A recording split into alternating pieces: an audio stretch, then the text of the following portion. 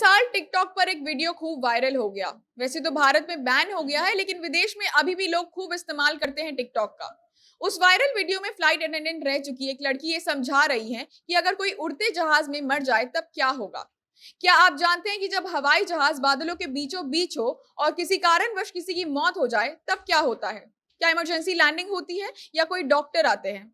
क्या करती है कैबिन क्रू की टीम उड़ते प्लेन में किसी की अकस्मात मृत्यु होने पर? जवाब सुनकर आप भी दंग रह जाएंगे, इसीलिए ये वीडियो पूरा देखिएगा। उससे पहले नमस्कार, मेरा नाम है शांभवी शर्मा। आप जनता जंक्शन का स्पेशल सेगमेंट क्या आप जानते हैं देख रहे हैं। हवाई यात्रा बहुत मायनों में काफी आसान, अच्छा और सुखद माना जाता है।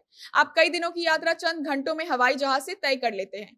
जैसे मान लीजिए पटना से अहमदाबाद यदि आप ट्रेन से जाते हैं तो 30 से 35 घंटे में आप अपने गंतव्य यानी डेस्टिनेशन पर पहुंचते हैं।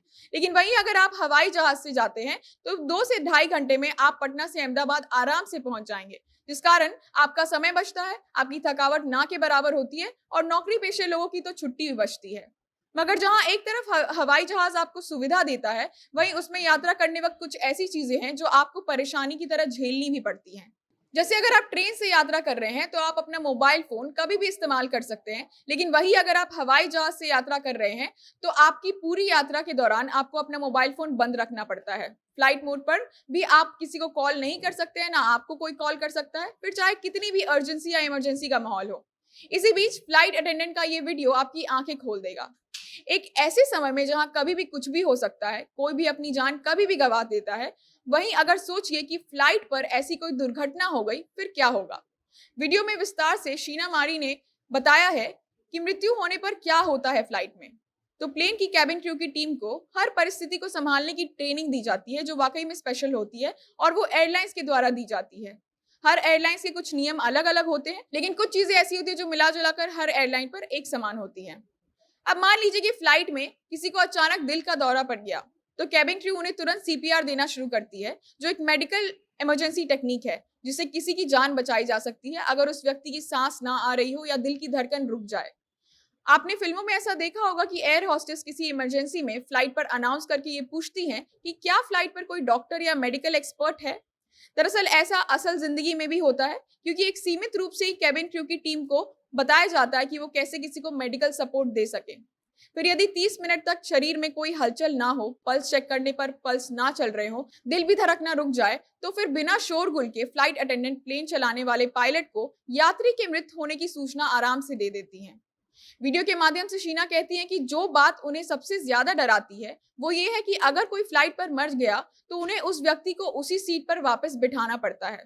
फिर उस मृत व्यक्ति के शरीर के ऊपर कोई कंबल या चादर जैसी चीज को बिछानी पड़ती है। एयरलाइंस की सिक्योरिटी गाइडलाइंस के तहत मृत व्यक्ति का आप चेहरा नहीं ढक सकते हैं, इसी कारण चेहरा खोल कर रखना पड़ता है। उसी के साथ मृत व्यक्ति की सीट को थोड़ी सी पीछे कर देनी होती है। अगर फ्लाइट की पिछली सीट खाली रही तो डेड बॉडी को आप पिछली सीट पर शिफ्ट कर सकते हैं, ऐसा शीना बताती हैं। लेकिन ऐसा कम ही होता है, क्योंकि लगभग सारी फ्लाइट में पूरी सीट भरी हुई होती हैं।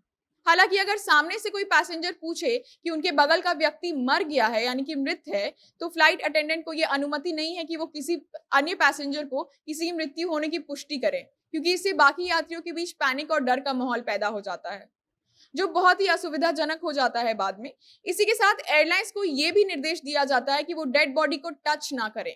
पायलट उनकी टीम ऑन ग्राउंड को पहले से ही सूचना दे देती है ताकि लैंडिंग तक ग्राउंड की टीम वहां मेडिकल टीम और स्टाफ के साथ तैयार रहे। इसी के साथ इन्वेस्टिगेशन टीम भी वहां तैयार रहती है और तैनात रहती है, जिससे कि ये पता चल सके कि मौत का असल कारण क्या है।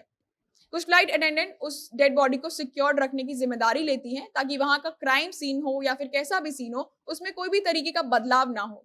सिंगापुर एयरलाइंस ने एयरबस लॉन्च किया था एक समय पे, जिसमें ऐसे डिब्बे होते थे जो एक डेड बॉडी को रख सके, जिसे कॉर्प्स कबर्ड भी कहा जाता था, यानी लाश रखने वाली अलमारी या ताबूत। लेकिन ये सुविधा बहुत ही रेयर है, यानी किसी और एयरलाइन में ऐसी सुविधा होने की कोई भी जिक्र या फिर कोई भी पुष्टि नहीं हुई आज तक। ट्रेन में जैसे लोग इमरजेंसी में कभी भी चेन पुल कर देते हैं, वैसे फ्लाइट में नहीं हो सकता है। मृत्यु निश्चित होने के बाद अधिकतर फ्लाइट अपने गंतव्य यानी कि डेस्टिनेशन पर ही लैंड करती हैं। हालांकि ये भी आपको बताना जरूरी है कि ऐसा नहीं कि किसी की भी तबीयत खराब होने पर एयरलाइंस की टीम कुछ नहीं करती है। फ्लाइट में पर्याप्त इक्विपमेंट होते हैं और वो हर संभव कोशिश करती है वहां की टीम कि जिससे कि पैसेंजर की जान बच जाए और वो ठीक हो जाए। लेकिन दुर्भाग्यवश कुछ गिने हुए लोग फ्लाइट पर दम तोड़ देते हैं।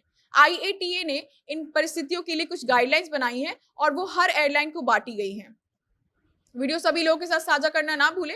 वीडियो आप फेसबुक पर देख रहे हैं तो पेज को लाइक करें, यूट्यूब पर देख रहे हैं तो चैनल को सब्सक्राइब करें।